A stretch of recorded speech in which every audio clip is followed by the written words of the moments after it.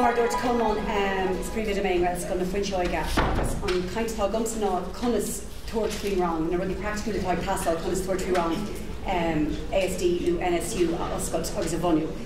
So tásúil go gafar clúta gom neadidir bhfuil. Thosaigh go Scoil in 2016 agus an bblion dar gceann thosaigh mar odosclí mar an rang NSU. An fábhíle sin ná gur tháinig tuismóir isteach an páiste chláras sa Scoil agus gur burt fáiste eici le thuchas agus iad tógadh trú Ghaeilge agus níor cheap mé gur bhéon ceiste. So thosaigh mar an rang an sin. Tá sé tomatrééis gach botaí ana bh hin agus anna chuid a elam agus darmid déanta anna chuid ach sin áit bhfuil muidir sin I fé agus sé páiste sa rang. So just mar ólastíh bí anna chuid daoine rá cén fág amach cén cadéis rang NSU am. So tá sé difriúil ón sih RSO mar go bhfuil timplacht faoi le am dus na páistí le réachtais faoi le. So ní hé déit gofuil páiste idir rang le thuchas agus go déid demacadí takeíoh fáil ar fá or lé an aigen lei nó gá leabhar lé an aigen lei ach ní hé sin am. So rang NSU tá gach takeíocht ann chur fáil de fáistí le thuchas agus don séir páiste atá sa rang sin. So tá sé ddíirithe go thomláin ar réachtais na báistí sin. Ní réachtais generalta, ní hé gofuil múntar síon sin bhfuil Speisialta féin nó aige féin in níos lex nó rud éige mar sin, tá sé bunathe go thomláin, so tá sih omláin arúntas na báistí sin. So tá timplacht suimh nach bhfuil cospóir leis, áit go gur féile na páistí bláthú agus bar go mar sé bhainteach. So tá siad is sih go siad compórtach. Is féidir le an seomra rang ágáil dulgus sih faoi le ina bhfuil siad compórtach. Chuna go mar éon líana gibrú sa bhealach idéalach a cheapan féin. Páiste a bhís rang príomhseo tháinig spás rang NSU, bhí mar ná an spás sin a thairsciúil an fáiste sin. Tá an páiste sin tréis athú go thomláin.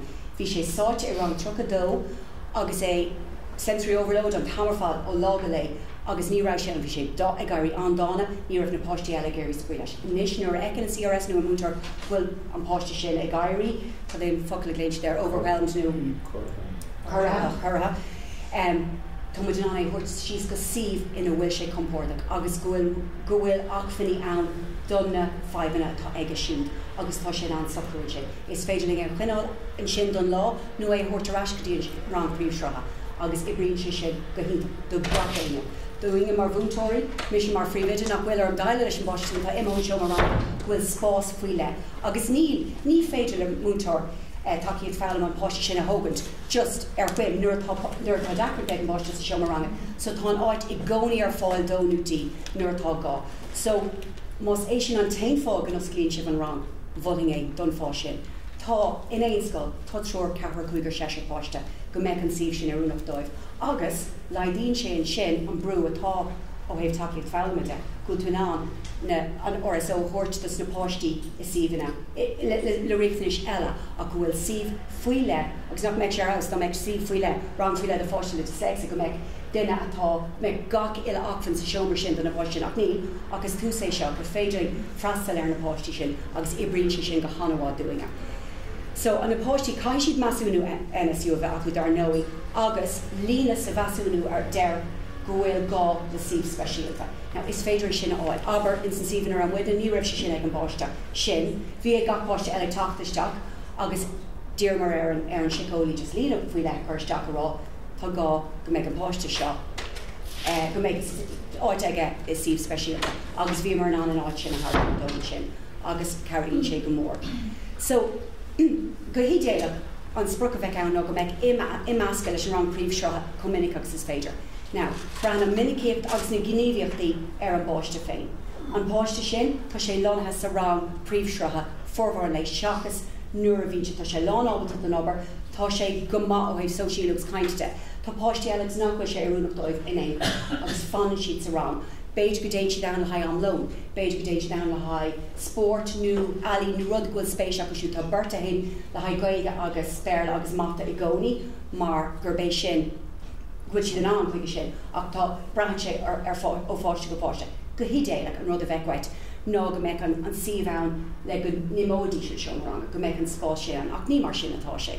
Tá páistí le febanna ompar agus go gaiith siad a bheits rang NSU an lár fad agus tá sé sin forfa dóibh siún freisin agus nach go siad a chuiristeach ar go ná imeacht an lei sa rang príomhsreatha ach brehan an imeasca ó fáiste go fáiste. So ní féidirling ará bhfuil gach fáiste go déon siad ann agóir X, Y, nó Z ach giniantar éireacht an méid gur féidir a dhéanamh. Agus sin an idéal ní mar sin i gcónaí thorlíonn sé ach sin atá bhain.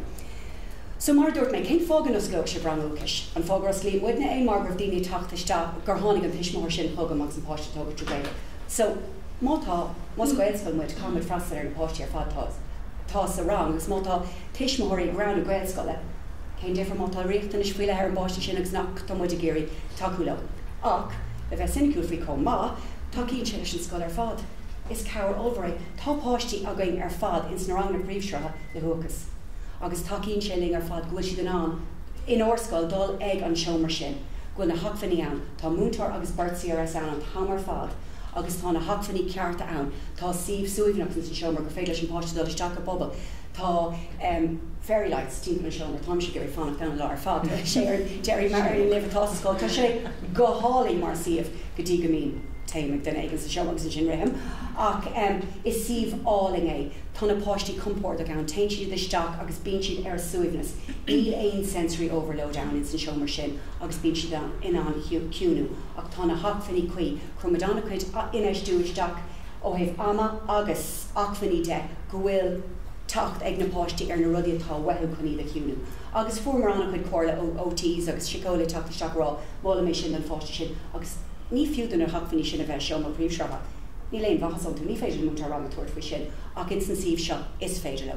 Agus comála sin fiúd dul amach agóir takeíoh fealma, tá sé difriúil instansíomh seo ní hégur fealmatá gceist bhfuil is fealm é ach go hacaúil tá siad ag á ciúnú féin, tá siad á riarú féin agus á riú féin agus gur féidir an sin fealm agus dulrás go dtí an síomh príomhsreatha. Béidir go dógadh sé seachtain ar an báiste sin ciúnú ach tá síomh an dóibh.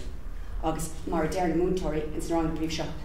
Ní si chuirteach ar ná héile, níl na páistí eile ag fearra ar an iompar seo agus ag fealm ón iompar seo ceappa bhfuil sé seo ceart galóir ach go dtuigeann siad go bhfuil áit gur féidir leis an páiste sin é héanú í héin a ciúnú agus a rialú a ceart.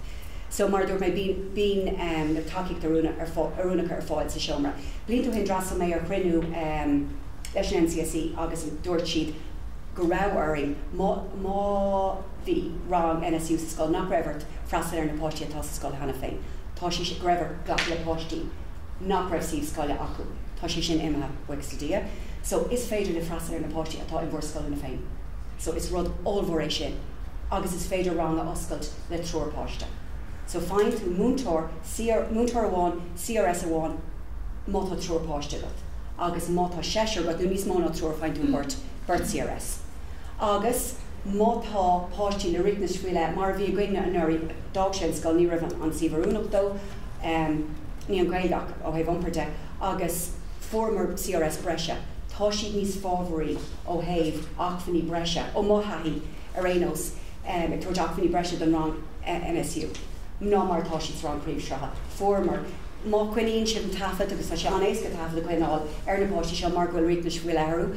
Beidir bhfuil fáibanna iompar mar sin de cuinig na tafad agus chuirteach é, aber go bhfuil an cóirle fáite go bh ón NCSE nó an takeíocht fáite go bh ón háitina agsúla agus an taithí bhí gcuine an orscoil d'imbrigh sé sin agus formar CRS breise. So tá trúr CRS agus múntóir sa rang rud atá ar aus ar fad. Agus an Ghaeilge, mar dúirt mé an tús mátá tuismóir ag ranú Gaelscoil don páiste. Cén fá. Cén difar dhéann sé mátá riachtanis ag an báiste cén fá go meic ar siúdul ag an scoil síos an bóthar, mar tá gaoine scoil bhéarla ach go bhreasalóí sin ar an scoil aránaí na tuismóir go gaiad sáile agus goil siblíní sa scoil sin. So ceapan gur bé an rud ceart. So just an scoil féin, cén fá go dhéanamh si bheith. Má os glíonn sibh seomar an céadró tá webh ná spás. So mátá seomar breise goibh. Now muna bhfuil tugann siad chuann siad seomar ar fáil ach ní raibh mis muide sa síomh sin bhí seomar againn. Agus tugann siad 6,000 go leidit chun an seomar oscailt. Agus tugann an targaí sin mar seo. Ní gáid ach riomhas na heola má. Oscail sásta ní bhíon aon deacrach na hachfaní seo áil. Fáilte dúntas technolíochta, troscáin, agus an sin máta spás go do seomar céadhí, fáilte €7,000, agus an taightá gaine, mátá assistive technology ag pasáil, technolí cúntaí samna sin an term ceart Gaeilge. chuirtí ar fáile. Mátá caiithir faoi le pastal an báiste. Nú éon cinál trealamh chuirtar ar fáile, ní bhreibh dacrocht ar bithe goine, agus an caint bhí gom le aon phríomhide eile instansív, ní bhíon dacrochtaí. Mátá fíorheacrocht ag páiste is i rang speisialta tugtar na hacfaní dit. So, agus ní mé go gachar dí déag se. Roger, faint an Jones done Uair Bháin, an asset Dear case. Because Ciara Ní Chonghaile an Dara and Bhunú, it's Uair Bháin I'm doing on the Jones season. Oh, no, yeah, done wrong. Yeah, done wrong. Ach, ní mé bhúnn se seo aní déile go fád ní sé se tá brother. Yes, you're happy. Yeah. Cáthach only the ring for Tríd an síno, bach mé sé again second. Is she an síno, nu sé an síno an duine an chéim tágáil a vín sa got. But sinna bhí going ar aon os cumé an síno agus dúirt mé gur mé gur rang oscailt agus deag an á. Tugann si bheith sin agus rinne si leat ní bheith gachar an tucha.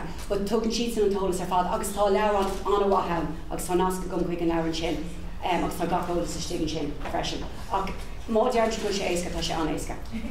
Cumar sin é. Agus in sin, now, nílas agam í eicem sna cúnta se tá gaim, ach fáin tú dontas capatíag na breise, agus tá sé tí, mar téníos mó airad is seach sa seomar sin ná aon seomar eile, agus dontas mionever go breise freis sin minor works grant fáin tú níos mó an sin. Agus, dus na scoil na bheoga, agus caithim mé rá, súm op a tafaidir ó dhéanamh seo, cheap mé sé ag an nuair dus go mé an céad rá, ní ba phríomhid ag múna mé, agus cheap mé go mé siúil an bhíon ar ach tá gárán ag pasal chun go méid tú siúil. Just mar old Steve, rinne mé motún sin. Ach, mátá gárán, más príomhid ag múna tú tá beidú a phríomhidir ar chun mátá gárán NSU got. Rud a Ciara na Scoil na bheoga in ngach bailach. So, cappa dí chun an oscailt an céim ná cead an bhórd áil. So, mátá an bhórd agus an éan sásta go nas glófií an rang. An sin cead an NCSE, tríd an síno. So, téitú chuig an síno deir tú go bhfuil tú gur bháil leat rang oscailt agus an sin léimeann siad. Seachas bhfuil roiéileh ar nach bhfuil roiéileh ar áitina I rang an NSU a do cheantar, beidir go méid nach meid sé choéisca sin ach sin mar bhí goigna. So, os féid trúrpáiste ús féid seisios I ngach seomra. Ach seo trí rud forgnamh, fáine agus foran. Agus forgnamh, ní féidir forgnamh, chuir siad forgnamh ar tuigí nu rud éigean ar fáil nu chuir siad sin sin scoil, má tá spásagat. Fáine an rudtá gestin sin ná ghuiil ar nos aon rud nua has ní tú, tá sé dachar. Agus fálamín tú, dála mise gach ile secondus, fegan clódan seo, feic sé rud ceanna céine, gach nóid agus genú anna chuid botún ach tá daine ann, tá trééis dul tríd an cóir, so bhád níos mó is nó mar a bhí, agus tá sé sin ann, but foran. Tá sé fíorthábhaach go bhfuil takeíoch na fórna agat. Sin an dúláán is mó atá gomsa ná goin na sa scoil ná go méid daoine sásta an rang a bhrúna. Mar go bhfuil agla ar chuoine, mar go gapan siad nach bhfuil siad ilta go leor, mar ní bhfuair me sé aine lúd níor chuala mé faoi NSU agus mé sa chláiste. Ach tá sé sin, caiig an bain a bheith an bhar an freisin go bheith muid, look, béis sé seo ar aus an scoil ar fad. Béna páistí atá in ar seomraí in andul ag an seomra seo, agus bé muid an na takeíochtaí clíar ar fáil dóibh. Sin an bailach, agus bhfuil takeí únfint. Céim nóméid anna? Trí nóméid anna. Sin an nasc don leabhar sin, tá sé tharbór ón NCSE chunas rang na trolíonnta town tána céim ar fad istigh an. Leabhar leis an síno, rud tá anna hábhachtach mátá tú chun rang oscailt, cai tú an punasaí áiltrála a fuomha ranna go ceara sa folasaí. Dearna go mééis seo ar fáil, ní féidir an níos mó óla sé thuirt faoi seo, tá sé anna bhúsach má ein sin na sean an bheith sé ar fad. Agus an sin, na deontas a leirg an sin áit na háircint. Agus cai gach páiste tuairt go bheith aige nó eici, so an molla bheith gom nó dá le na tuismóirí tá sa scoil hena féin, agus an sin beag an síno an rá go bhfuil páistí sa ceantar go bhfuil spáistí ach tuair na scoil féin ar dús. Ní má go dhéanamh seo. So for seach NCSE á lína as a bhairt don síno. Sin an policy antrála an caisgóir cethir ní me an dul. Steach. Sunna na sclín an rang, bín tréáil an don bhúntar ranga.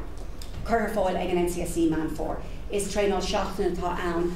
Anna generalta ar fad, anna bhá, ach an rud a ceap muidne, a bhí níos fearr fós ná bhfuil CPD leanúna ag gcónaí ar fáil ag an NCSE, tá siad tharbór ag chur na cuasaí ar fáil agus bíonn an na díobh dam don bhúntóir. So agus comála sin, má tá fibe fríle mar tá a gcuig gcónaí sa scoile ach tá fibe going na frí láthair agus chuirméisteach ticéid ag an NCSE agus lurg méid comhairle, lurg í muid a gcónaí hartar uair sa bhí chuirméisteach ticéid agus tágan sanolaí amach agus bíonn siad tharbór. Cairríonn siad ní bhíonn siad a déanamh aon bheasúnú ar an scoil nó ará leat, ní sé seo dhéanamh geart go ach takeíonn siad leat. Agus an Gaeilge, botúna rinnemer, bíag sé cósáil ar leis na tuismothirí gur Gaeilge agus Gaeilge a bháin atá sa seomra. Ná túir aon cinál ó lerómad bearla mar rinne mé an tús agus mé sa scoilúir mé óhfuil le má tá fibe an báist agus sin léim an tuismóir sin agus bhí gcónaí a sin sé lábí in English. Ní dúirt mé riomh ach bíag sé táimeadachas Gaeilge agus Gaeilge a bháin. Mar muna bhfuil sé sin ann i bheith éana measca ann tús agus deirde.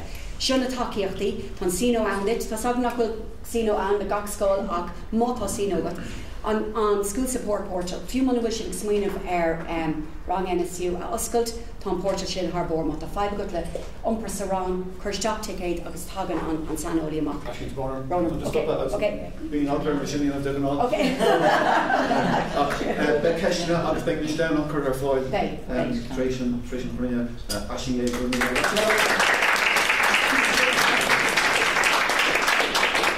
Giving Wilson Scoil na Fuiseoige an hamlas as háin agus bhfuil mit arb an héin na hanam se colm as scoil as gur chuin mai letíí. Caoimhín. Agus conúir mé súil gar an anseo, na thugla. Aniu mé sé go Lord Fuine rangana an sóláthar Speisialta atá in san Scoil, so the gá rang bhín agus is rangana do fáistí a bhfuil deachreachtaí comhairle agus Speisialta orthu. Den chuid is mó tá uatas ar na fáistí seo fásta. Agus bhhailmsa má chara Caoimhín a chur an aithnatíh. Nuair a tháinig Caoimhín thugaine, ní raibh Caoimhín abal de Lords. Bhí sé farigach, bhí frustrathes bhfuil sé daoine, bhain sé Uí Fhéich as daoine, bhí sé ag follant agus bhí seo chur brú milteach ar a bhathair agus ar an teaghlach go generalta. Hí mamí saige in san áfig lom agus bhí sé cinú. Ní bhfuil sé abal de díaláil lena thuid iompaíochta sa bhála agus bhí sé aontacht burtha fa codéimhí an andá agus ní raibh scileanna Speisialta ar bíige. Anéis is gasar difriúla ar fad. Seán 4 bliain dó a bheith linn sa Scoil. Tá sé ag Lord i mhairle agus in Gaeilge. Tá sé ag Leo i mhairle agus in Gaeilge. Tá codhór cáide ag sa Scoil. Ní bhhain in san sóláthar réipeanna Speisialta, but in san grá rang cethir fásta.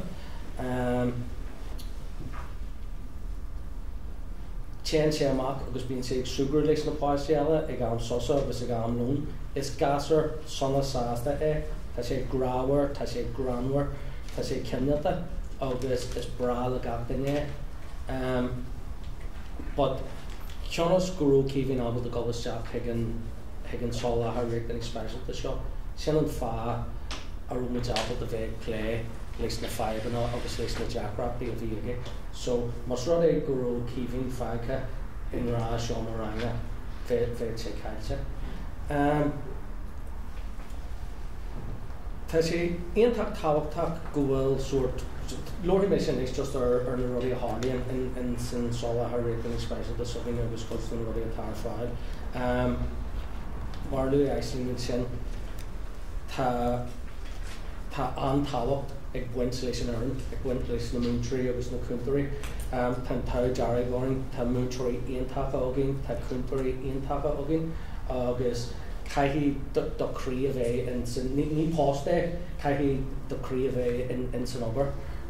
But check na páistí is deach gach maidin, agus deanann siad iad híana a chláirú, deanann siad dúir siad codéimar atá aimseir, cadíad na rólanna a bheith acu an lá sin, agus comhairle sin deanann siad codéimar a bhaithíonn túniu, agus in amna bíon scahan in úsáideachú just le go le arc orthú héan agus tá sin iontab táhachtach gohfuil siad abalta a rád don múnseo right. Tá mé sásta ar maidin a farrig orm and then bíon a múnseo abalta bheith ag play le cabbéis ben atá orthú. Comhairle sin, tá sé táhachtach go degan na páistí nuair a hagann siad isteach go bhfuil chorus ranga an agus caithfidh siad san teiscint nach dead lá a ré rudaí anú agus caithfidh siad feicil go bhfuil an múnseoir a gceannas ar an seomra. Mar sin de bunamuid an úsáid as na cartaí conta siar so go bonasach in áitirá leis an páistí tá so go páistí le thuachas go háirithe bíon deacrachtaí acu bogu ó gríomhaíocht amháin ag gríomhaíocht eile so deir tú lá réid bunan tú an cuaig ar thiú bunan tú an ceathair ar thiú agus feicinn siad san go physical réid tá seo ag teap chun Jerry agus bé rud eile ag páirú. Bíon muid ag athrú rudaí de aontóras. Okay, so a rís cod páistí le thuachas ní máid lá rudaí athrú, but dean churann muid athrú mai ná de athrú is deach in san chlár so beidir réid an éis ní muid go mata dhéanú bé muid ceáil agus an sin iarionn si clachtaithe le rudaí a athrú. Is minic nach míon cos le cíbhín an sin, is minic nach míon na páistí an an Lords nuair a hagann siad thuganne agus mar sin de buinte úsáid as codmhór leideanna rác ag an tús go háirithe. Tá chlár rác ag gach páiste an páiseanta.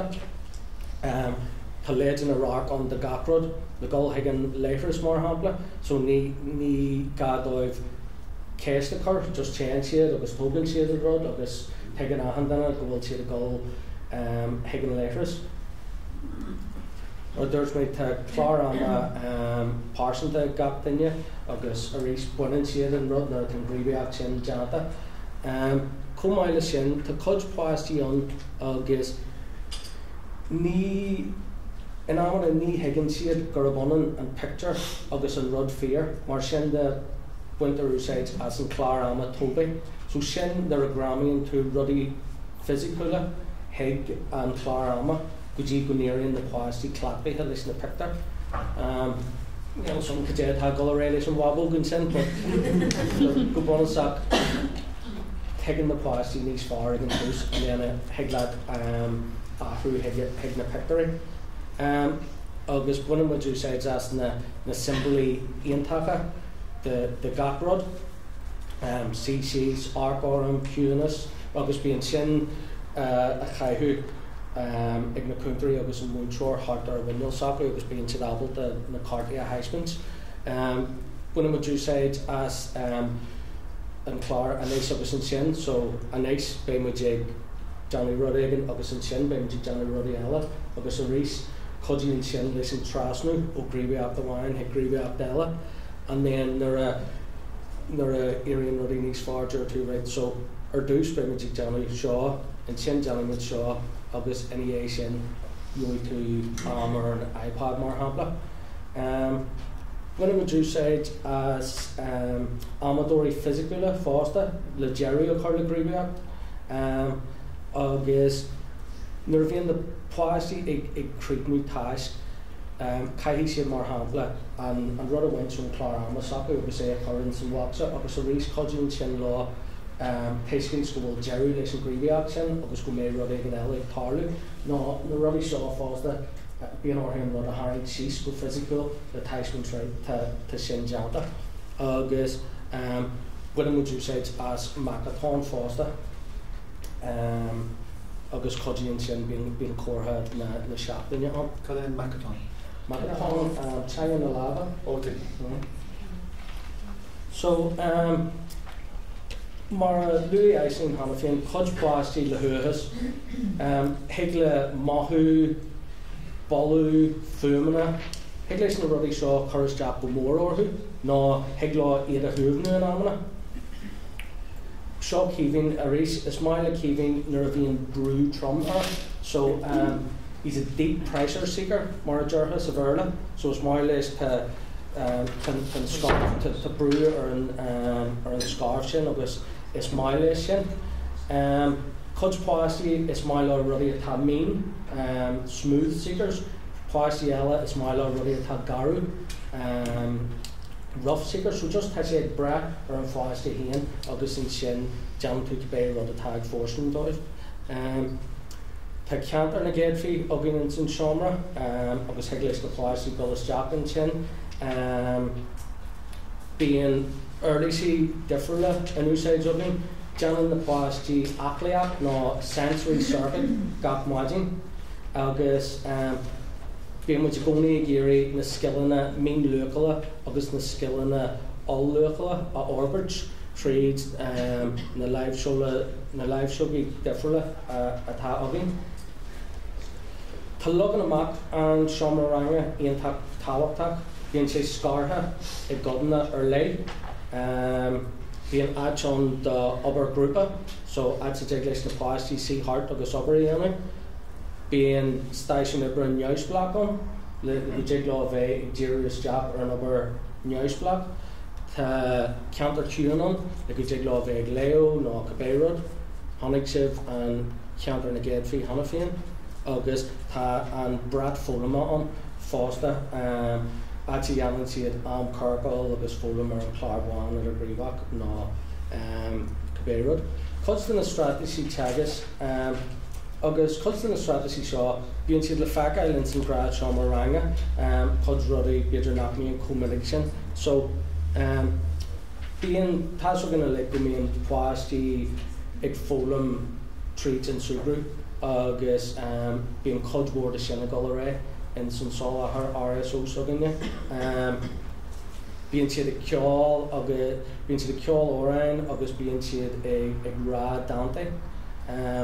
Bíonn gríomhaíochtaí lámh ar lámh nar caithe san múnseoir an páiste a stúrú. Tháinig sibh na beidir go bhhacha chuideagah na luirthaíontacha atá chuirneacht ag Colin Gaelscoil agus Cogan sin faoin arachas nó mindfulness agus technically analíthe. So bíonn sin a dhéanamh na páistí le go dtí lá fólam an dóid le féin réalú a dhéanamh orthu hían. Bíonn siad ag fólam an dóid lena god smuointí agus a god maithúthain a bhainistrú agus codíonn sé seo lá a god skillana urge agus éisteachta a orbit fásta. Deanamid suúthra le péirí nó peer massage. So deanamid siad seo in dhé amlún leis na páistí a thuamhnú. Cuds páistí go háirithe páistí le thuachas ní mai lá nuair a chuireann daoine lámhar nó ní mai lom lábha chuircíní eile agus chuireann sin lá fásta. In amna ghlacann sé amorthu irí clachtaithe le seo. In amna deanann siad é leis an múnseoir leis an cúntóir amháin ar bhaid lá é dhéanamh le páiste eile, but iríonn siad clachtaithe leis agus chuireann sé lá. Bíonn siad ag fólam codhmhór, bíonn siad ag obair le chéile, bíonn siad ag ghlacú sealanna agus tá teanga ar leit a bhaineann leis fásta. So is rudí iontaach é sin. Bíonn am smalta acu gach lá, so bíonn na páistí ag olbhúd an bhia iad haon. Síonn siad hart ar an tabla, bíonn siad ag fólam na skillan ag Speisialta. Ghlachan duine amháin acu an tóir agus ghlachan siad sealanna an tóir a ghlacú. Bíonn duine amháin atá freigrach as an bíolbhú agus an inna chur na pancógaí nó cabhracha agus a rís codíonn sé sin lá a god skillana Speisialta agus a god skillana teangaí agus comhairle a orbit. Tá sé an seo tá daine ag géirí na páistí a olbhú don dón mór. Tá géirí skillana don síl a orbit. Níl a leithead den dón uathe son agus dón nachbhfuil uathe son. So tá géirí go mé na páistí tá sé ionach táhachtach go míon ag forwards na scoile na sóisialta sin agus go míon siad mar cod de phobal na scoile. Téan na páistí, so caiithín siad an cod just mód an lá ins na rangana an ansála ar réic den Speisialta, but téan siad isteach heag na grá rangana cominic agus is féidir. Téan siad isteach fáinne an Speisialta, téan siad isteach fáinne Comhdháil, tá cóisialta péal Gaeltacht, tá cóisialta Dornálaíachta hagan isteach ag an scoil, agus téan na páistí a lig amach leis an grá ranga cethar nó ranga trí nó go béire, agus bíonn siad mar cod de sin. Bíonn siad ag olbhú don na sacramentí leis an grá rang. Téan siad isteach fáinne ahar fólam ar lei, so mar hampla tá cod páistí bhfuil buan ar lei, tá dal amháin ó bhíon agus tá sé a ranga trí, agus tá sé Harbheith mai ag an mhaita. Féad sé ar an duine is fearr sa mhaita sa scoil ag ranga trí ag level sin, so téan sé san isteach don na ceaptain na mhaita. Agus bíonn siad ag máscú leis na páistí ag am sosa agus am rum, agus bíonn sé bhar ar Caoimhín agus a táide ag imirt péile agus ag súgrú leis na gasriala an grá rang, agus tá sé ar dóir ar fád. So sin é really, agus sin Caoimhín an sin a rís ag an lón ag sí leis na páistí eile, agus an difar a deanta don na páistí sin mar geall na rangla seo, tá sé dá preiste. Sin mé deanta just feagan Maria an sin, agus just ní heiglumsa so Maria príomhhaine ó choirlín na Gaelscoil. Ní heiglumsa mhaithis a ggóil na Maria as an méid takeíachta a thug sí dúsa le 3 bliana anuas, fí mé sé dá crá a chur scartarthaí, a chur riomhfás heici, agus just fí sí comhdháil agus rinn sí ahanra dúine sonat, builbos ó dúsa, bhainam sa go dóirí sé builbos go Maria. Turmid builbos go chuoidí na dátáid. Nan go dtír ar leis an tris an bhhar fad, tá síle an leabhar tá Ciara an bhar na cnapí sí. Tá mé sé go leabhart faoi an lán-Ghaeilge cinál is i lár is Gaeltacht agus tá rinsmaid sifseachtaí an mar hampla cúlar a scoile sin héin is Rosaví le Gaeltacht na Mara tamid agus tá díadach héis ahantas bhaintach céim ahantas an scoile na Gaeltachta. Leis tá lán-Ghaeilge sin seo ein ó 2012 agus tá fíorhródú leis. Ag an nám nírá ach bhí lán-Ghaeilge san ceappa is Scoil Cholmcille agus nírá ag an nám éon scoil lán-Ghaeilge eile is na scoil ní timpeall ar na héin an seo sa Gaeltacht. Ná buchas amachtaí tá trí rang eile iscailte ó chuin amach agus tá sé teasta go géir. Ná rint bhí tá sé eisteach an cúra na cuinte itá ein an segus na gasir hagan tein, tá an gasir le nearchléiges mai. A chuir goile tá an gasir gan éonghléige an agus beidir tuismarí asasna agus just million Ghaeilge mai le tá an gasir le beg an Ghaeilge agus i go freistal ar scoil agus tá an gasir neamhríoch gan éon chainteacha. Ná is dúchlan ar bhealach go bháine maialta go muide an scoil agus an rang is scoilehó le últead iad a chuid. It's in a beter nach being good in tiismór an ggéir go duch sé beach ag scoil Gaeltacht mar tá 5 an me hepa bhíon de géisteach lei seo I réid an léir fad tá na senó de rá agus tá se gan go bhean agus rud a chluisian mit I ríist agus I ríist agus I ríist cunne leis tan go bháin, cunne leis an tan go Somália, cunne leis tan go béirle, díana se docha go fáiste ní airó leis. So seo an dúchláin is smú go mór le tiismóí beidir tá teachta seach agus iad rá linn go bhfuil go mór gasir tá neamhríochas chuir cechaí náide linne. Ná tá rábhealach le breanhaid. Tá mu anláid leis méige tá céim antas ganún agus créan go láidir. Ná má haintas dúirtas an go céan sin hágurach muide an rang atá ein in seo in mógáil agus I bheith leir spéir le lo. Tá rud ar fáil imíorn agus tá na gasfar sin tifriú agus sin rud is smú atá aine agus chréan mu go láidir agus an rud is tá cheappa is bródú le tá scoilna gur tá sé chótáhachtach go bhfuil an rang mar chuid gon scoil. Nach bhfuil rang hí san sin agus tá scoil.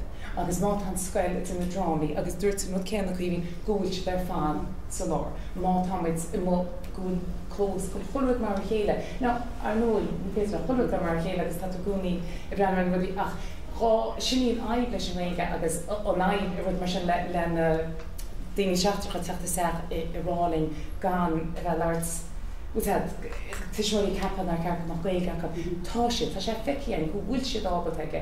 Tógad sé is foiite, tá tuiscin bíon an tuiscin múntar choileúd trí Gaeilge gasú ó níon an tosan siad ar an toméid achas táim si tíosaigh eiste agus leanainn se sin ar ó níon go ranga sé.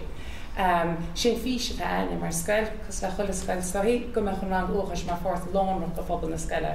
Go meach na dáltaí rangfáirt go síl na scoile go bheith si dtí héon mar bháil an pobl seo as mar caiidir fiúach a dhéanana lena dáltaí eile sa rang agus níiad sé an tarlú ránach mu a féimú ar bhealach amháin agus iad cumarsa trí Gaeilge ach cóir sifriúil sa rang sin rátaí. Ach é sin ráta tá sé antácht idirhealú dhéanana agus cinnú.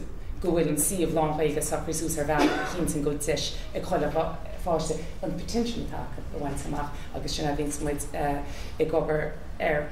Now, háirtú seo an fuidan agus seo an bhd mátá se i cuiinúir nó i tosú rang óchaid tá an fuidan tá se chó tábhachta. Sinna an bhd is tábhachta. Ná cuid ní féidir duine a chuir sí san nach bhfuil geirh a hí san mar ní aibró sé. Tá Ciara an múntar tá aimimeis agus tátálainn agus leabhar Ciara féad na strategy sis rang ach mar bhfuil ón duine ceart ní bheith a feibanna. Agus ní bheith na gasad a feibanna mar mar bhfuil si sinna tuairt an bra catú choileúir catú tríchéad go géad a thuairt sis rang sin.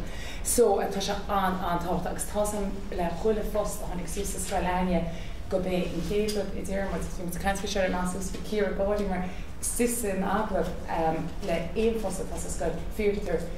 Tucha sé sús ábhainn mu na múntaí sa rang i gúnaí unbhfuil tú sásta Ghail agus cuasaí na unbhfuil tú sásta leis rang agus bíon san cin sort duine iad nuair tá go mór mar Scoil bhealchamuid ní le aine seas go cú gasú ar fad agus trí rang príomh so se antácht go an fuil na Gaeltacht.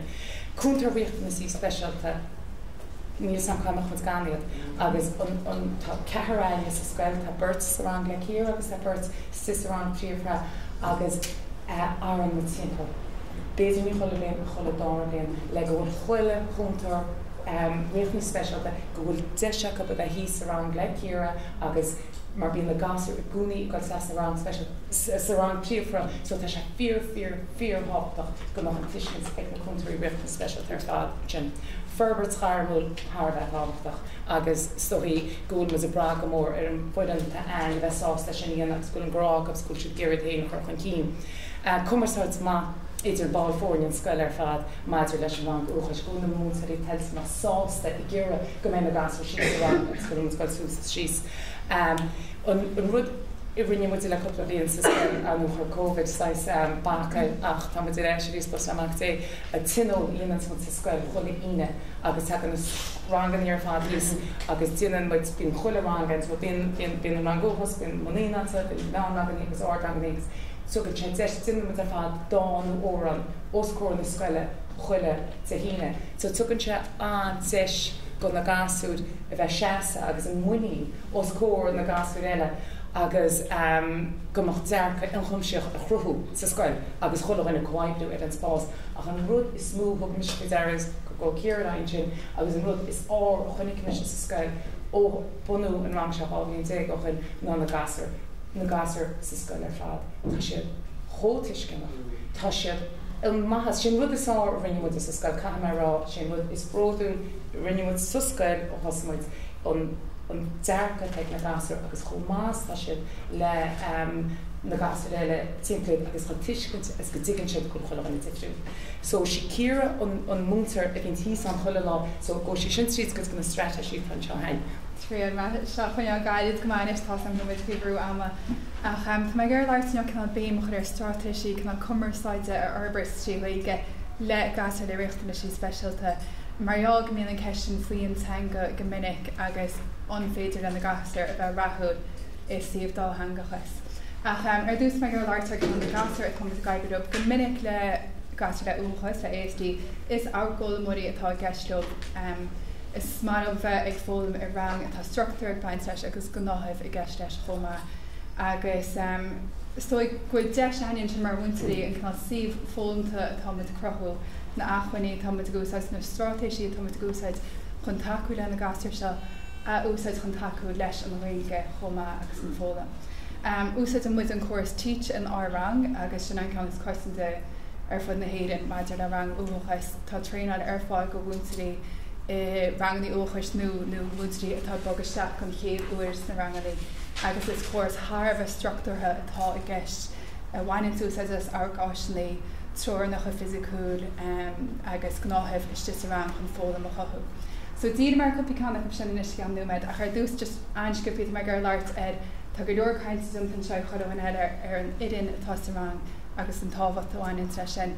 Ach marall I rangúchas mu a gaibrú le sus chuig sé gasar atá riachtainna sí tharbh drifriú na chéile agus tá se tharbh tábhachtach go rang sin agraí agus gofuil cinna cumarsáid má idir na dtíine fásta sa rang. Agus bailach an mis sin an rangsna go bhíon cinna leagan amach chlár léithúd chuile lá ar písa A4 sa me go aspáintaí mis canú med ach gofuil ról an múntar agus an gháchúnta riachtainna sí speisialta leacaí machar sin go bhfuil is ag chuile bhainna fásta céird atá capí bheirsúla agus cé leis tá si capí bheith gaibrú agus stoi go bhéon rud a sfár fao seo nach bhfuil cinna sráha deas a baint leis an lá níl an múntar gur bhar míú go chuile bhainna bhfuil tá capí bhein seo I duna siúd agus bainin se leor an túlach sin as na dtíine fásta goil se an tíú ar an fólan. So siad sampla bh in seo anscapíd trí choún fecin mBunscoil an múntar an sin agus an cháúntar agus tá sé raciach céad na gasir tá si gaibh cin gníomh atásúla go mas op rúpanú op inracha agus ní an deabtin sin céir atá in na capí bheith duna. Má a aonanna gur cópó sin fan lán-Softain sin pléad riint agus an sampla sin chum go bheith si cechaí I mainim se úsáid de sin. Ach bag mai rainis chun na stratéisí úsáid an muide ná níach mu an seán láir fad amach mar ggéirhaid líad chuirt ach chuid ganna chuide ans mu fiúntas astab sa rang. So leir chuhín go leorin sin faoin arc schedule. I ríiste stáilionans éca le tuiscinnta go na gasar céir tá capí bheirsúlacha, bíon teag level an fáiste leir chuhín fan na schedule concréteach ag úsáid beidir mar hapla pí go fuzzle mar symbol gan puzzle tá si gaibre. Tá tí an bagad aon sin go dtí ar nuas an ceanta amsan seo ar dús taréis an sin agus an rud atá feiceanú ar chéile is go deag na gasar steachharb sin an anscipaí agus an sin gohfuil an bh gaibres chlár ile rangach nuas an ceanna ar chéin sin. Agus cháile sin gan dúsa a stáisisin éonaracha, bunithe I ríist ar an choras teach, so aidir na gasar ó chléigeis, nuair tá over cléochnaíacha chuinn siad isteach an moscarítia, agus stoi go bhharbrinte an neamhsprachas an fáiste níl an duine fásta a fáid clíim ar an nearhób, níl an duine fásta chuir a daisce tá an páiste iad hain I gceannas ar an fólam an sin. Agus leis na gníomhíochtaí se ar fad tá is ná an teanga an Ghaeilge ar Arbert mar tá takeíocht daon sin le go náthad an rang na íomhanna agus mu ná bhar leir so bhí céir go tamid in inis. Tá sé seo gar bh háirta gan na hánaí med níos bé mit bagad raich chuig chuid chéint eile agus mar sin de. Nis tá technoliacht tá áit bhil stoitá sin ar fad tá technoliacht tharbh táhachtach inis agus ní smú bainte go le gasar Somáile agus ar Scoil. Ach chlárháin atá an úsáid amsa sa rang uachas agus tá tharbh má camerrána chlárbú na gúte. So I ríis tá se tharbh tarnteach go na gasar. Tá se I ddíúir na fólam ar na bailí éags le fólam mar hampla na argóla marí tá picturí dasan sin na fólam marí cinnestéisiú go sin an airí agus sa gáiste picture seo bhfuil an páiste chun focail san áit ceart leis an lámh agus na éisteoirí go sin cluiste ceol dáanta ránta sa lehéid sin agus tá idirhealú gastin sin nígus náid manna ag sa picture agus feicim go éidir híon agus sa dó áonn se sin level an teas go bra ar ábaltocht an fáiste. So mullim go hard an chláir sin ó híomh an Ghaeilge chuir na chéanagus tá sé feiceann sa rang go dustan na gasar a gúsáid na nachnaí cainte an chláir I gníomhíochtaí eile nó clufiíocht mar sin de. Caintear clufií tá clufií Speisialta Tharbh táhachtach bailach spríúchan an teanga a churchan cín. Agus tá am ná bhfuil éiad nach chuoine gasar systemach anseach mar ag an tú an manga gáirí ar chuilehainnig an na gasar an sin, agus iad a breanú ar an tascatá ar lábh acu. And mullen go hard le canal ein cliffy Speisialta mar sin go síon na dtíine fásta deach le na gasar an cliffe immert leob agus tá siad nána sin bheith na múdarcht ar an teanga agus ar na cliffy Speisialta le na gasar agus bheith páirte chun. Ar a chuí chéine duna mit club Lego le na gasar, tá sé seo bunithe ar therapy Lego agus bíon bróil faoi le ag chuile fáiste ach leis an bróil sin tagan teanga éagsúla isteach an sin mar hampla más inaltóir iad beidir mar siad chuirsíos ar na céimeanach an brud a Hoigáil más solar iad céird cin PC Lego hastings cin dátharb cin cro agus tá sé de ferbert teanga ar bailach spríúil i rís tarnteach ag buile chuileán an stíle na fólama fólmar ácúil formar cinna stéisiúil éistíthirí agus il head sin. Now murder sílim sin in mu tinil chuile a híine sa ram sa Scoil Cholmcille agus cean gan ruí an smaid ná an choras cóirthaí lámh. Agus den an chuile fáiste sa Scoil seo ó marangsa tíireach sos go dtíar an sé, agus is bailach Tharbh as le taú leis an teanga an tuiscint ar an teanga an ná bheith brad díoch ar foghlaim a chamá leis an tugann sé deis go chuile gasar cumarsáid a dhéanana le chéile cumig an leibhéal cumarsáid a takeup fiú an gasar neamh bréthir sus go dtí gasar le go leor caint. Agus actually tá sim anhá ag na gasar an chuinnig má buchlím bheith gháinnig chuinnig se seach hééis siide nátíir mar agus dúirt se ghaach se chorthanú ar an telefís mar bhí se benú cailín na aimse ag scoach se an chortha leideach so bhí se go hála. Níl sam tá mar cinscoil se feici go leor daon hána nach na nniumachans, so mathematica go minic is ábhar Tharbh tebia níl go leor gan na coincheapí concréteach agus tugann na nniumachans bailach le na coincheappa seo chuir an úil ar bailach cinál an éasca le tuiscint a gúsáid íomhanna a gúsáid an an láb seo na crochannaí agus iad a chuir ar bailí difriúr le simú na banásig le head sinnéana. Agus banim moet úsáid freisin cínta as áisteannaí cumarsáid ar ácúil mar hampla simbas timplachta feic mu an seo dar san siúmbaranga agus na céimeannaí cosa a gcuil sós leis. Bailach an siimplí ach náit bheithrá le gasar ó tééis seach sa líne. Tá takeíocht an sin le go dtí siad, tá tróir an bhóg agus réir chéile sin ní bhééis an brach mór an simbal ach tuice siad an teanga. Agus an rud céanna go minic le droch iompar tá gasar an canal bheith trí na chéile agus go minic tá just an teanga an iommarcha chóp mar tá go leor arsúil san íontan hána hen hebh cin fábhar frostachas an.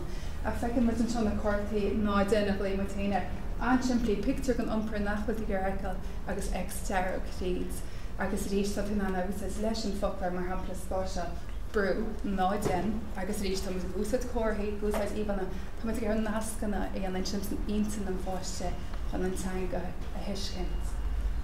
Agus mar just gal ansciúine an hangfúd samplahars go gníomhann seo an ceircailí an smuid le na gasar. Agus mu a cuiimar an ruí bhrátin sin gur bheith búla chuile stíal fólama tá na íomhanna deasan seo go na míí léonhíon na seachtain ina dátaí so na na gasar feiceáil picturí chun taú leis an teanga. Tá si a gaiirí agus a chuir picturí sosa cin amseirtá na dátaí a chéna chláirú ar an rolla agus fiú an rolla feic mu an seo agus as láthair tá an seo i glas.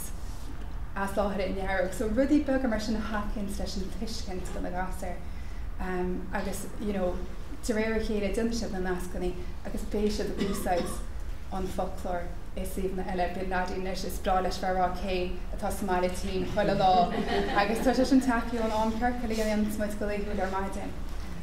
So díoch mar chunplúis mar dús na tá se táhachtach le aon gasir ach go háirithe gasir le réochtta is Speisialta. Tá ggéirbh fólam beidir teanga tá uirnú thóg, gúil siad ggéirbh an féimú tríd an teanga sin ar bailach rathú, gúil siad an bheith fólam tríd an teanga sin agus an cumarsáid a dhéanana tríd an teanga sin.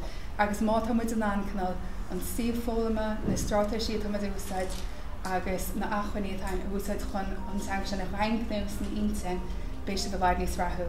Agus ansco bhí learmid an sin faoin na bailí gur féidir lena sin líana mó ólaíochtaí difriú septanta ástils na stíraní agus le fólamta áisinaí arcúil mar is fólamí arcúil go chuid smú iad. go nátha bheith gceiste ran go méid an páiste céir atá tú agsú leis agus struchtúr phraiticiúile mar hampla na tróirinn sin gomach sa bh cábhaid a capí bheith na céimena cosa a go sosfuig an dúirt agus mar sin de. Freisin cínta dearfa tá sé tábhacht nachfuil mu i ggéir goach an páiste bra díadach ar an teanga ach go bhfuil mu ag tuairt leideannacht agus takeíocht siad más cóirí lá bheith más simbún más íomhanna éagsúla agus a lehéid sin chun chuir leis an tuiscint. Agus tá sé feici an tá an myndína buórtha faoi an Ghaeilge agus bheith lán-toma ach tá sé feici an héin. Má hasan tú cuiinú ar de chur chuige sa meach seo tucha an teanga agus béis a th bheith rathú leis. So ní chuine mai níos fuide sib gur mí maithagé as fuair go dáma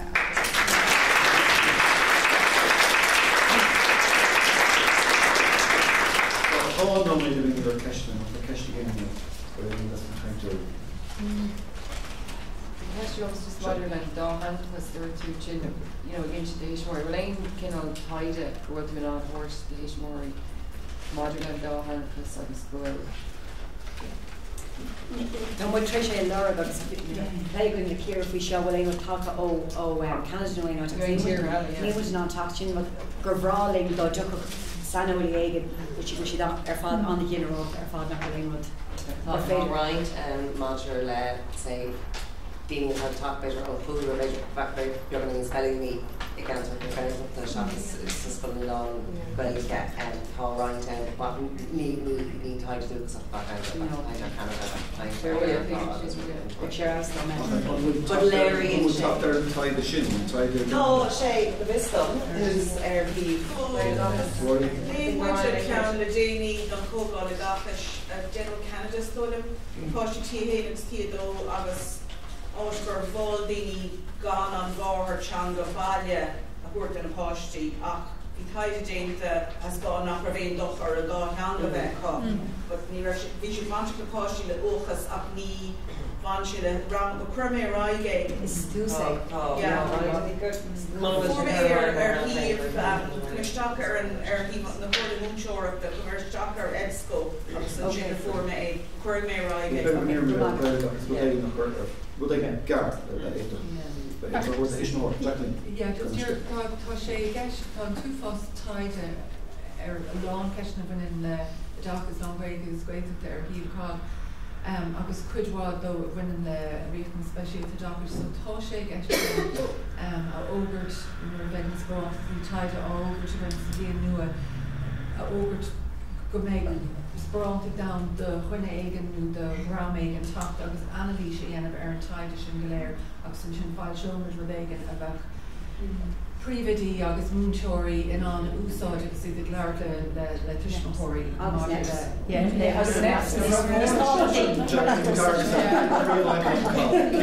Bhí mar just tíach bail bhhaintí an sin chuid a táta go gcuimir muid freisin leir le tuismóirí an taithí tain héin a réonstóg an rá a tain mar Scoile agus goneaíonn go breáil an na gasar is just na síhannaí seo ledá Haingachas agus go minic is buntáiste bhíon thub tá sin feiceáin agus tá samplaí ein héin le tuairt just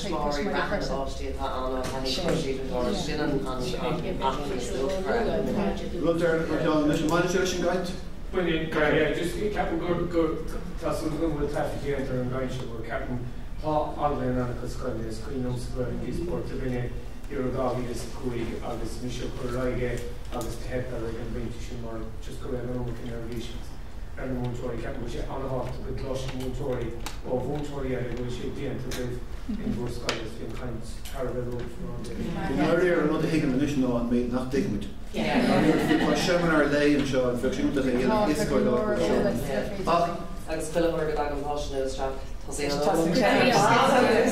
Rivlon, Caoimhín, Síle, Ciara agus Aisling.